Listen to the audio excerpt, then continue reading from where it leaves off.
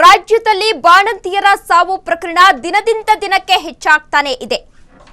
ರಾಜ್ಯದಲ್ಲಿ ಬಾಣಂತಿಯರು ಹಾಗೂ ಶಿಶು ಮರಣ ಪ್ರಕರಣ ದಿನದಿಂದ ದಿನಕ್ಕೆ ಹೆಚ್ಚಾಗ್ತಾನೆ ಇದೆ. ಪ್ರಕರಣದ ಬಗ್ಗೆ ಗಂಭೀರವಾಗಿ ತಲೆ ಕೆಡಿಸಿಕೊಳ್ತಾ ಇದೆ ರಾಜ್ಯ ಸರ್ಕಾರ. ಇದೀಗ ಕಾಂಗ್ರೆಸ್ ಸರ್ಕಾರ ಗಂಭೀರವಾಗಿ ತಲೆ ಕೆಡಿಸಿಕೊಳ್ತಾ ಇದೆ. ಕಳೆದ 2 ದಿನಗಳಲ್ಲಿ 2 ಬಾಣಂತಿಯರು ಸಾವನ್ನಪ್ಪಿದ್ದಾರೆ. ಇತ್ತ ಬಾಣಂತಿಯರ ಹಾಗೂ ಶಿಶು ಮರಣ ಹೆಚ್ಚಿದ ಹಿನ್ನೆಲೆ ಸರ್ಕಾರ ತಲೆ ಕೆಡಿಸಿಕೊಳ್ತಾ ಇದೆ. ರಾಜ್ಯ ಸರ್ಕಾರದ ಮೇಲೆ ವಿಪಕ್ಷಗಳು ಈಗಾಗಲೇ ಮುಗಿಬಿದ್ದಿವೆ. ಸರ್ಕಾರದ ವಿರುದ್ಧ ವಾಗ್ದಾಳಿಯನ್ನ ನಡೆಸ್ತಾ ಇದೆ. ಸರ್ಕಾರದಿಂದ ಬಾಣಂತಿಯರ ಮರಣದ ಬಗ್ಗೆ ತನಿಖೆಗೆ ಆದೇಶವನ್ನ ನೀಡಬೇಕು ಎಂದು ಒತ್ತಾಯವನ್ನ ಮಾಡ್ತಾ ಇದ್ದಾರೆ. ಬೆಂಗಳೂರಿನಲ್ಲೂ ಕೂಡ ಬಾಣಂತಿ ಶಿಶು ಮರಣ ಪ್ರಮಾಣ ದಿನದಿಂದ ದಿನಕ್ಕೆ ಹೆಚ್ಚಳವಾಗ್ತಾ ಇದೆ. ಪಾಲಿಕೆ ವ್ಯಾಪ್ತಿಯ ಆಸ್ಪತ್ರೆಗಳಲ್ಲಿ ಶಿಶು ಮರಣ ಪ್ರಮಾಣ ದಿನದಿಂದ ದಿನಕ್ಕೆ ಹೆಚ್ಚಾಗ್ತಾ ಇದೆ.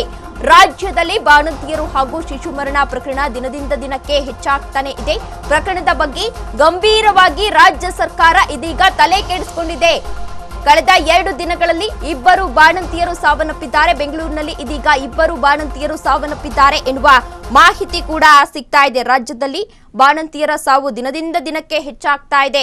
ಬಳ್ಳಾರಿ ಆಯ್ತು, ಬೆಳಗಾವಿ ಆಯ್ತು, ಬಳಿಕ ಇದೀಗ ಬೆಂಗಳೂರಿನಲ್ಲೂ ಕೂಡ ಬಾಣಂತಿಯರ ಸಾವು ಪ್ರಕರಣ ಮುಂದುವರೆದಿದ್ದು ನಿನ್ನೆ 2 ಬಾಣಂತಿಯರು ಮೃತಪಟ್ಟಿರುವ ಬಗ್ಗೆ ಈಗಾಗಲೇ ವರದಿ ಕೂಡ ಆಗಿತ್ತು. ಈ ಘಟನೆಗಳ ಬೆನ್ನಲ್ಲೇ ಸರ್ಕಾರದ ವಿರುದ್ಧ ವಿಪಕ್ಷಗಳ ಬಿಜೆಪಿಯವರು ಈಗಾಗಲೇ ಪ್ರತಿಭಟನೆಯನ್ನ ಕೂಡ ನಡೆಸಿದ್ದಾರೆ. ಈ ಹಿಂದೆ ರಾಜ್ಯ ರಾಜಧಾನಿಯಲ್ಲಿ ಶಿಶು ಮರಣ ದಿನದಿಂದ ದಿನಕ್ಕೆ ಹೆಚ್ಚಾಗ್ತಾನೆ ಇದೆ, ಮುಂದುವರಿತಾನೆ ಇದೆ.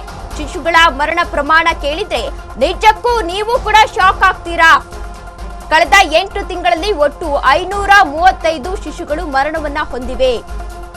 ನವಜಾತ ಶಿಶುವಿನಿಂದ 5 ವರ್ಷದ ಮಗುವವರೆಗೂ ಈಗಾಗಲೇ ಸಾವನ್ನಪ್ಪಿರುವ ಮಾಹಿತಿ ಸಿಗ್ತಾ ಇದೆ. ಈ ಬಗ್ಗೆ ನಿಮ್ಮ ಅಶ್ವವೇಗ ನ್ಯೂಸ್ಗೆ ದಾಖಲೆ ಕೂಡ ಲಭ್ಯವಾಗಿದೆ. ಶಿಶುಗಳ ಮರಣ ಬಗ್ಗೆ ದಾಖಲೆ ಲಭ್ಯವಾಗಿದೆ. ಪಾಲಿಕೆ ಬಿಡುಗಡೆ ಮಾಡಿದ್ದ ಆಡಿಟ್ನಲ್ಲಿ ಮಾಹಿತಿಯನ್ನ ನೀಡಲಾಗಿದೆ. ರಾಜ್ಯ ರಾಜಧಾನಿಯಲ್ಲಿ ಶಿಶು ಮರಣ ದಿನದಿಂದ ದಿನಕ್ಕೆ ಹೆಚ್ಚಾಗ್ತಾ ಇದೆ. ಶಿಶುಗಳ ಮರಣ ಪ್ರಮಾಣವನ್ನ ಕೇಳಿದ್ರೆ ನಿಜಕ್ಕೂ ನೀವು ಕೂಡ ಶಾಕ್ ಆಗ್ತೀರಾ.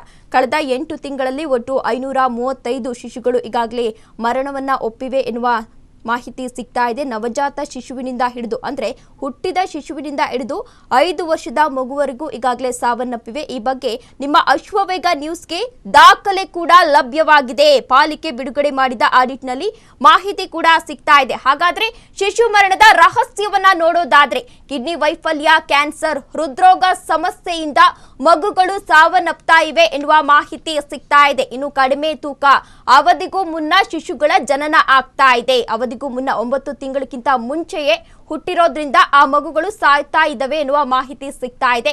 ಉಸಿರಾಟದ ಸಮಸ್ಯೆಯಿಂದಲೂ ಕೂಡ ನವಜಾತ ಶಿಶುಗಳು ಈಗಾಗಲೇ ಸಾವನ್ನಪ್ತಾ ಇದ್ದಾರೆ ಎನ್ನುವ ಮಾಹಿತಿ ಕೂಡ ಸಿಗ್ತಾ ಇದೆ. ಸುಮಾರು 535 ಮಕ್ಕಳು ಸಾವನ್ನಪ್ಪಿದ್ದಾರೆ.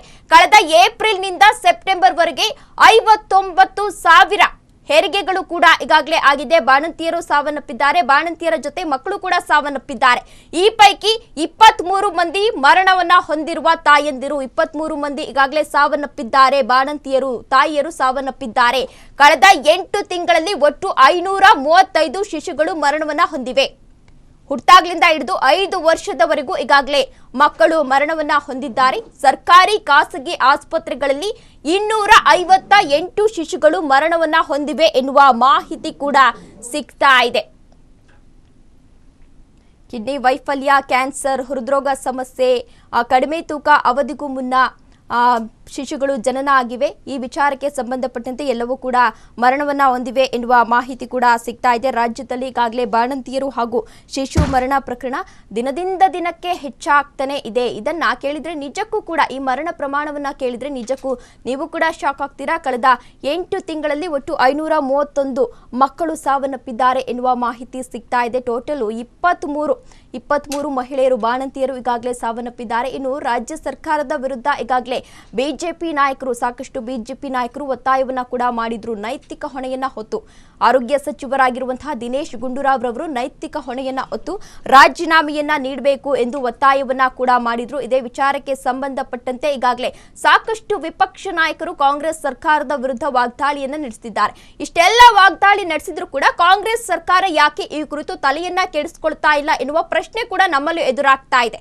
ಇನ್ನು ನಿನ್ನೆಯಷ್ಟೇ ಪ್ರತಿಭಟನೆಯನ್ನ ಕೂಡ ನಡೆಸಿದ್ರು.